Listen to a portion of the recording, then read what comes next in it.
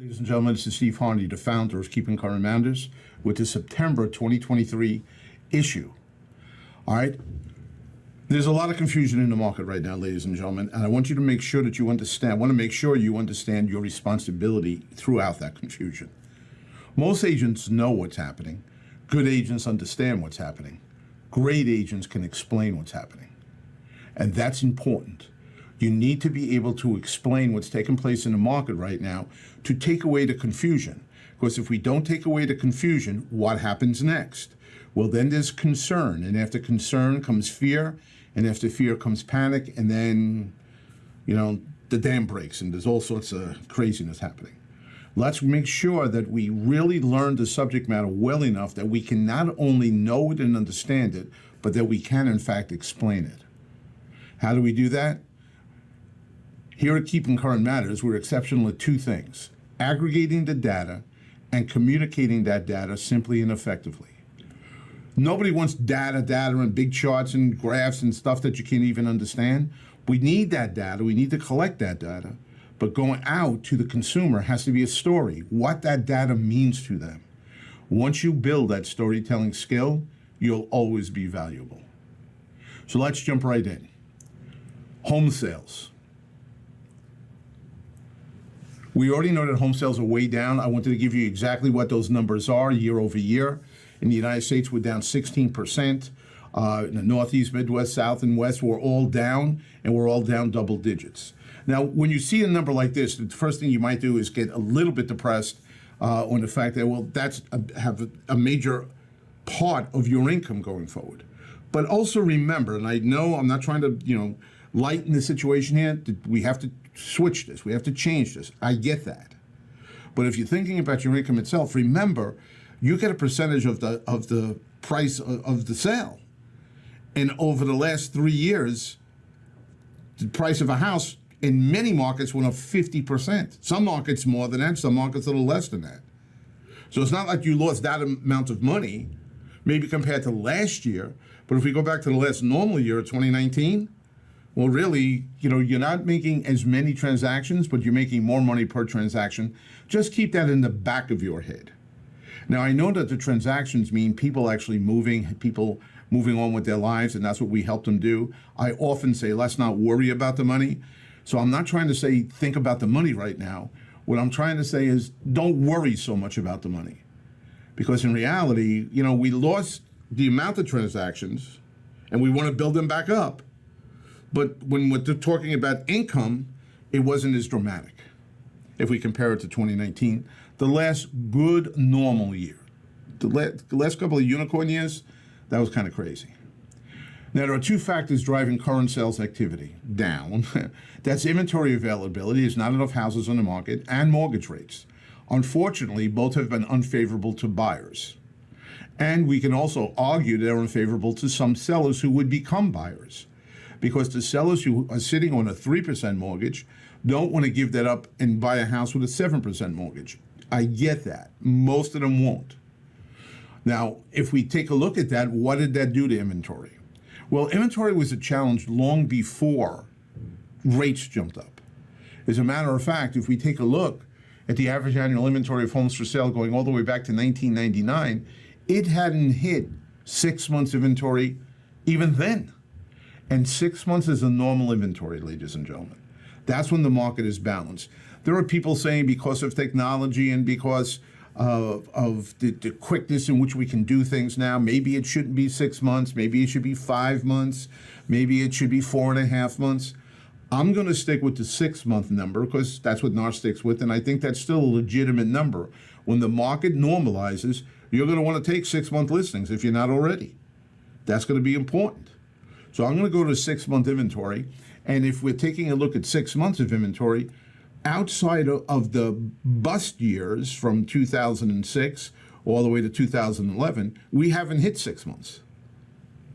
Now, there's a couple of reasons for that, and I want you to understand this, and I want you to understand it well enough to be able to explain it.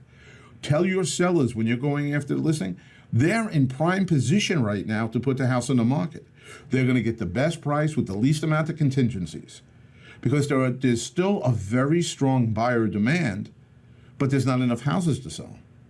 And the reason for that is we could take a look at buildings first, all right? Single-family housing homes completed. And we can see that for 14 straight years, up until this year, for 14 straight years, it was below the 52-year average. Builders got hurt during the crash just like everybody else did. And they pulled back.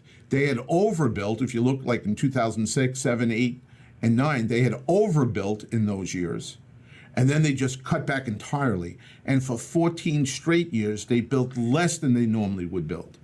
That's leading to some of the inventory shortage we have right now.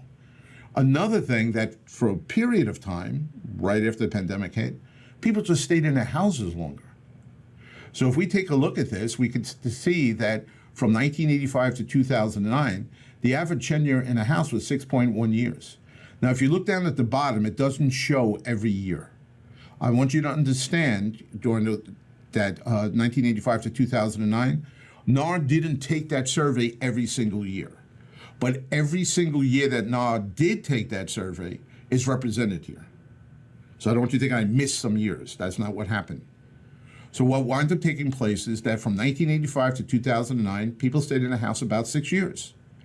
That number jumped up 50% right after the crash, where people are now staying in a house 9.3 years. So what does that mean? That's less turnover of that inventory. And what does that mean? Less inventory coming to the market. So I want you to understand between builders not building, they're building a lot now, but builders not building for 14 years at the normal level, and homeowners staying in the house longer. That also added to the inventory shortage we have right now that's very acute as sellers are sitting back saying, I don't want to give up this low mortgage rate. And what does that mean? Well, so far this year, let's take a look. The blue represents how many months inventory we had each of those months. The red is how much we're missing to get to 6. And we can see that we have about 50% of the inventory we really need. If we take a look at the situation and we look at the fact that if we look at the August each year, new listing count in August of each year, what we can see is that if we compare it to the normal years, forget about those unicorn years, but if we compare it to the last 3 good normal real estate years, we're way below what we need to be in new listings.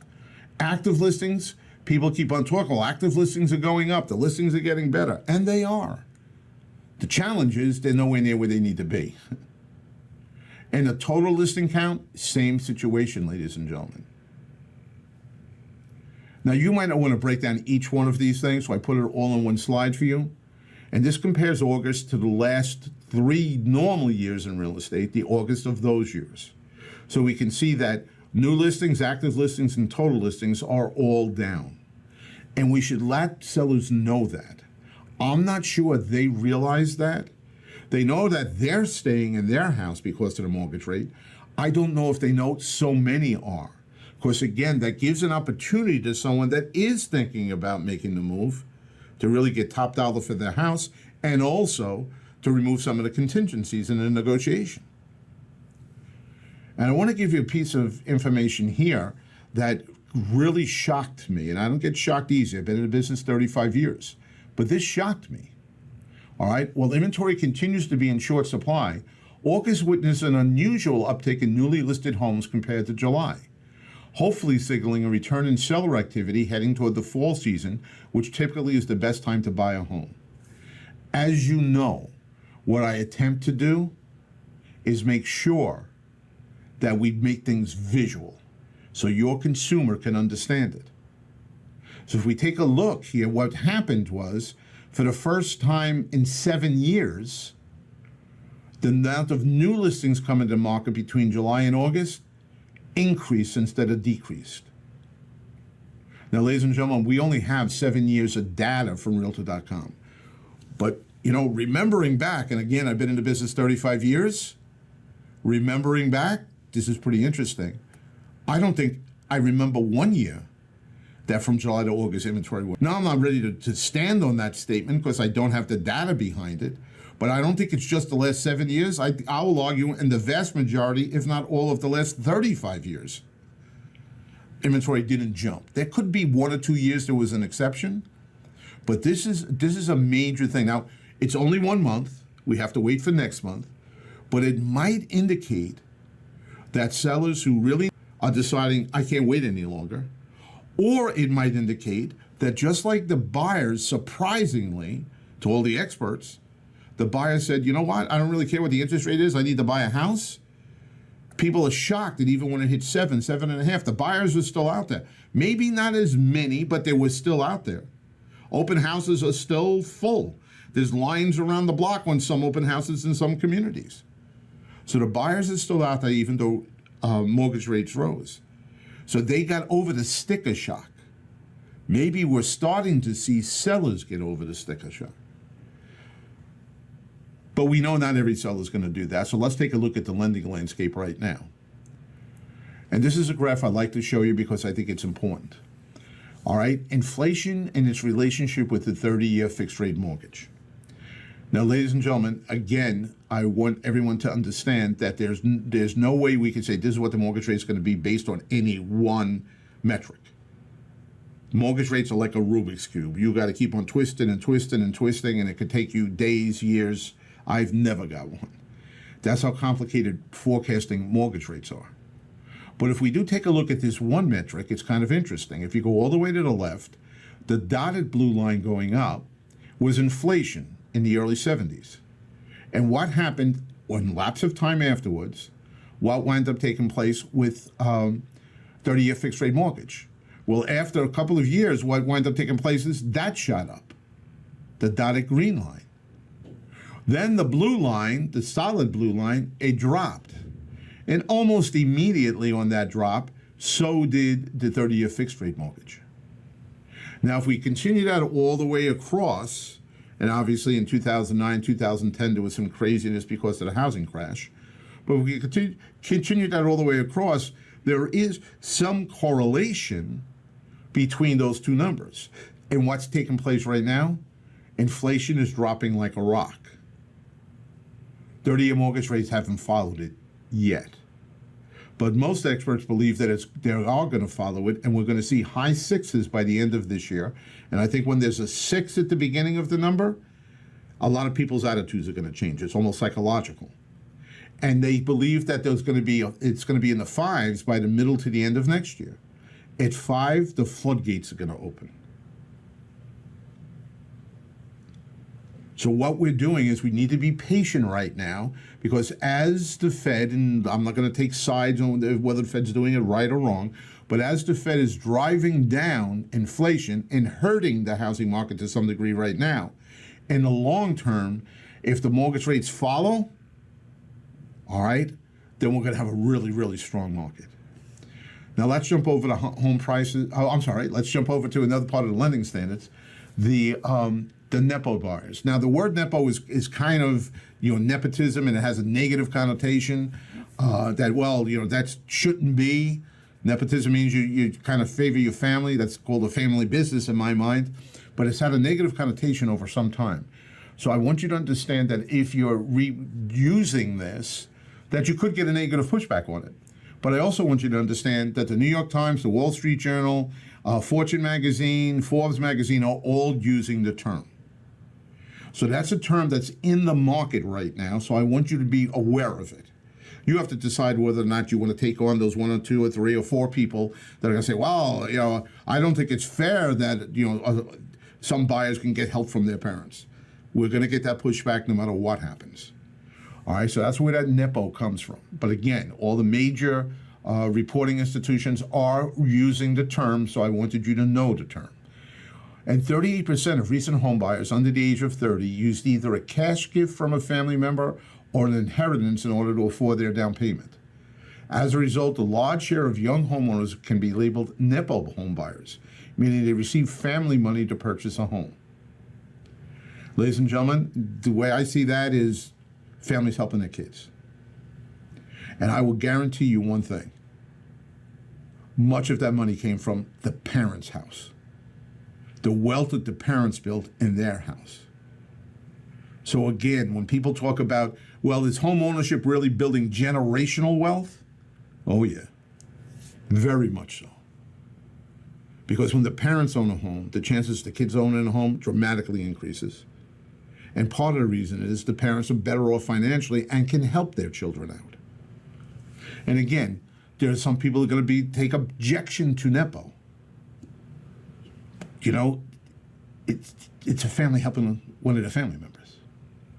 Now let's jump to home. Oh, again, I keep on wanting to jump to home prices too quickly. All right. Down payment assistance can help for the people who don't have rich parents. Down payment assistance can help first-time home buyers who don't have help from family to afford a home. Rental assistance can help families reduce their costs and help them save up for a down payment. Whether you're a loan officer, whether you're a real estate agent, please make sure you understand those down payment assistance programs, because not everyone has a parent that owns a home. There are some people that are changing the metric in their entire family now. They'll be the first one in their family to own a home. And they'll build that wealth over time and over the future generations. All right? So please make sure you know that these things are available. Now let's get to what I really want to talk about, apparently, is home prices. Because I wanted to congratulate you in a very, very big way. I made a big point of saying that coming into this year, more people thought that housing prices were going to fall than any year prior that was ever recorded, going all the way back to 2010, the first year they took this survey. And in January of 2023, a survey was done by NerdWallet that said that 67% of people thought there was going to be a housing crash in the next couple of years. So we went on a mission to make sure that we let people understand that that wasn't going to take place. Because again, when we're talking about people being concerned, we were talking about that concern turning into fear, that fear turning into panic, and that panic turning into a paralysis. So we went after this, and I just want to congratulate everyone on this call. You did a lot of tremendous things in order to help people understand.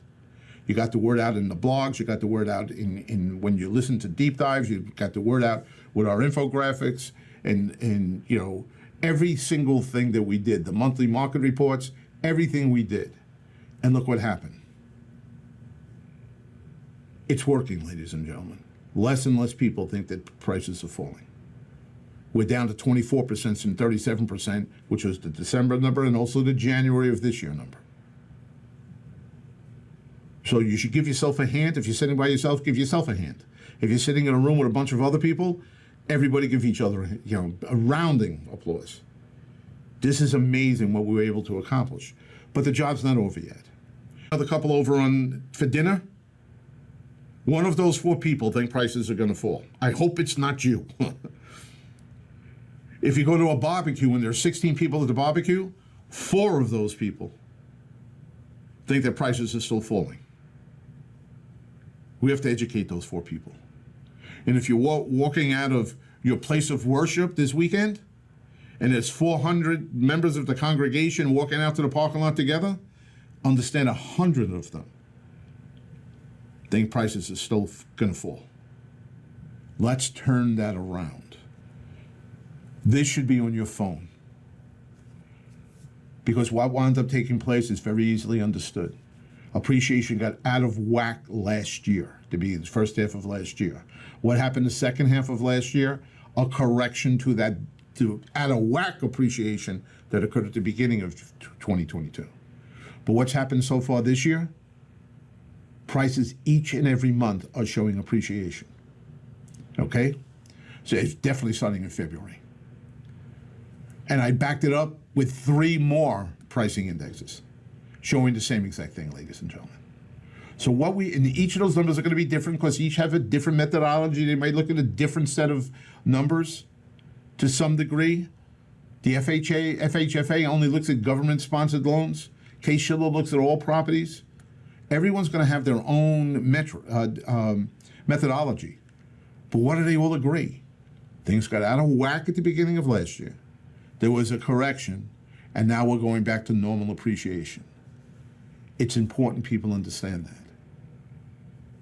As far as going forward, what we always depend on is the Home Price Expectation Survey, a nationwide panel of over 100 economists, real estate experts, and investment and market strategists. The Pulsomics surveys them every quarter. Here's the latest survey. This is what they think are going to happen with prices going forward. Now, ladies and gentlemen, people always ask, well, how come 2024 they think is going down? They adjusted 2023 pretty dramatically, and things are moving so fast right now, I just don't think they got to the adjustment on 2024. I think the next quarter numbers are going to come out, and I think that we're going to see that 2024 number is going to be higher also, in the threes. But they dramatically adjusted that number. As a matter of fact, let's take a look at the bottom line of this table. They last quarter thought their prices would be down by 2% by the end of this year. Now they think they're going to be up 3% by the end of this year. Just in 90 days they made that switch. But they're not the only ones. These are well, not 90 days, I shouldn't say that, in 180 days, the beginning of the year. So this is what we have right now, where these are major entities that projected things in December of last year, where they thought prices were going to be at the end of 2023. And to the right is their current forecast. So people got crazy. Look at AEI, the American Institute, the Enterprise Institute. They thought prices were going to go down 15 to 20%. Now they think they're going to go up 6%. They went from the most negative to the most positive. But all that's saying is this thing happened quickly. When they saw prices dropping at the second half of last year, they thought that was going to continue, and we were going to walk into another 2008. We here said, no, that's not going to happen. Let's take a look at inventory. Why would sellers rush houses to the market if they have a 3% mortgage rate? They couldn't rent for what they're paying in a mortgage rate now. So we fought that narrative then. And luckily, we were right. So what we're going back to, ladies and gentlemen, I think a much more normal appreciation, and that is good for the market. If you look back 48 years, if you take out 21 and 22, if you look back 48 years, what you can go ahead and see is that this is the normal, non-seasonally adjusted appreciation for each month. So this is how much houses go up each month, and we can see it tails off. Here is this year's appreciation compared to that, going through June, the last numbers we have available to us. What we're doing is we're returning back to normal appreciation. That's a really good thing for the market.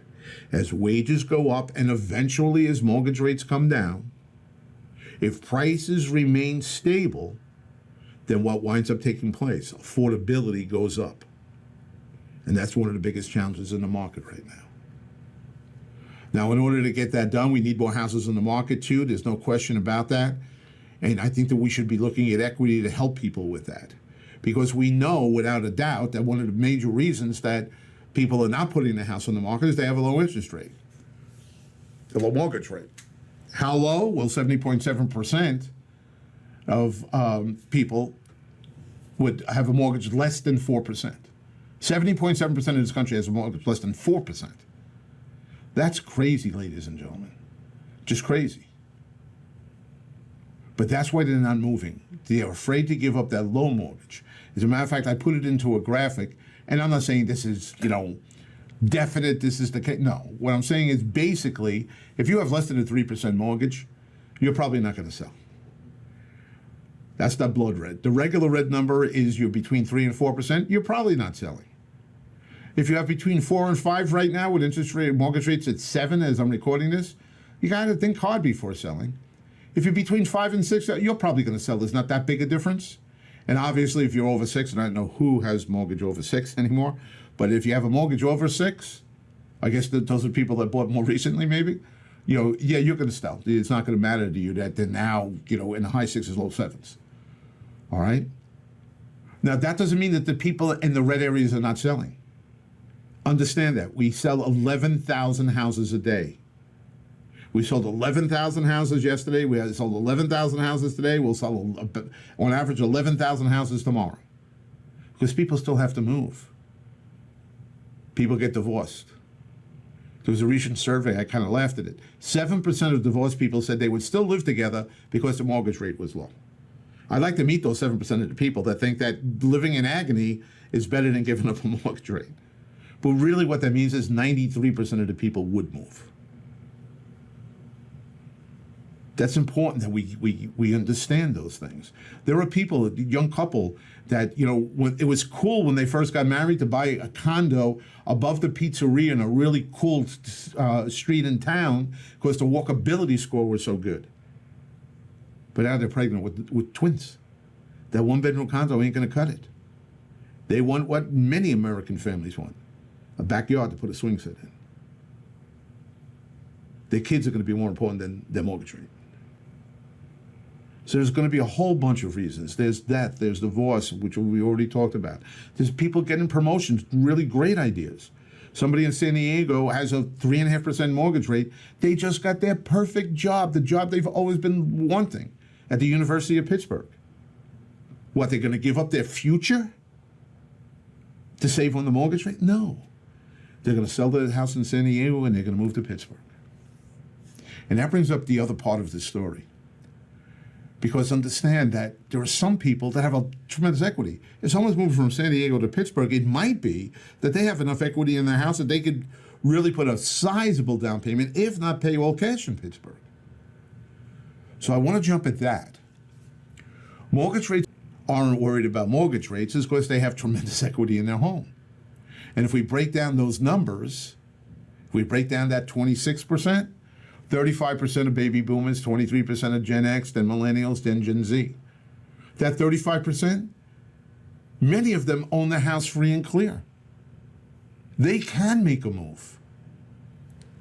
As a matter of fact, we just got new data in showing exactly what this means.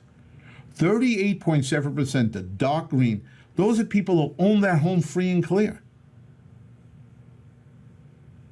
If they own a 4-bedroom colonial and now they're empty nesters and they're looking to move into a 2-bedroom condo near the water in a warmer climate, they'll probably be able to sell their 4-bedroom colonial on Long Island and buy cash the place down in Florida. And they might even have money left over. 30% of Americans have a mortgage with more than 50% equity. The average equity in the country right now, according to CoreLogic, is $294,000. Many of those people can go ahead and sell their house, and if they can't buy the next house all cash, they could put a sizable down payment down to keep the mortgage, even if it is at 7%, not a stifling monthly expense. Then we go to 28.8% have between 10 and 30%, 8.6% have, between 30 and 50%, 20.8%. 8.6 have between 10 and 30%. And people that have less than 10%, have equity but less than 10%, that's down to 1.72%. People in negative equity, people say, wow, people in negative, it's 0.12%. But let's look at the green. I think there's an opportunity to talk to those sellers. And we already know that according to the survey, 26% of them are saying, I don't really care about the mortgage rate. Let's talk to those people. Let's help them understand how they can use the equity in the house to move on. As a matter of fact, for the next several deep dives, there's those Monday morning half hours that we dive deep into it. All right, we're going to be talking only about inventory. That's what we're going to be talking about. And we're going to break it down just like we broke this down. Because what we need, ladies and gentlemen, we need this. Most agents know what's happening. That's not helping anybody, except maybe them.